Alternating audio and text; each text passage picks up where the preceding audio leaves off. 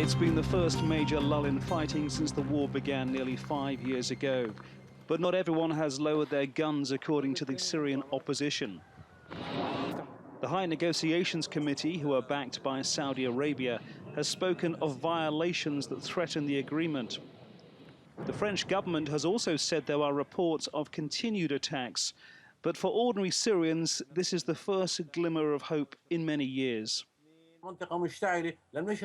I have seen some families going back home to check their belongings and farmers checking their land. People are slowly going back to normal life, but when you ask them about the cessation, they will tell you they have doubts in the Syrian regime and Russia.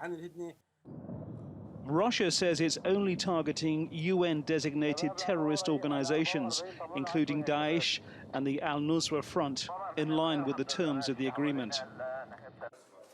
While meeting in Washington, D.C. with his German counterpart, the U.S. Secretary of State said he was aware of the concerns. There is a team of people on the ground in Geneva, and there are a team of people in Amman, Jordan, and they are in touch with each other and with people in Syria.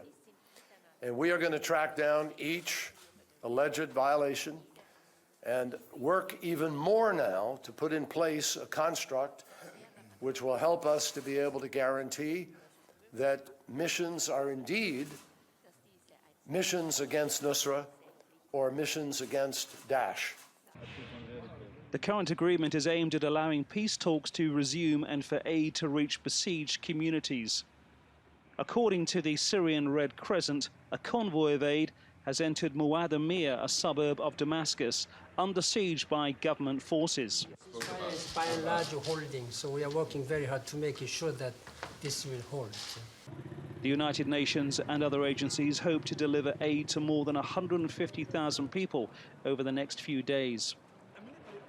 The help is initially going to the rebel-held towns of Madaya and Zabadani in the mountains northwest of Damascus, and the government-controlled towns of Fua and Kafraya in the northern province of Idlib. But any agreement on aid reaching some desperate people is dependent on this agreement to cease fighting to last for at least the next few days. Francis Collings, TRT World in Gaziantep, close to the Syria-Turkey border.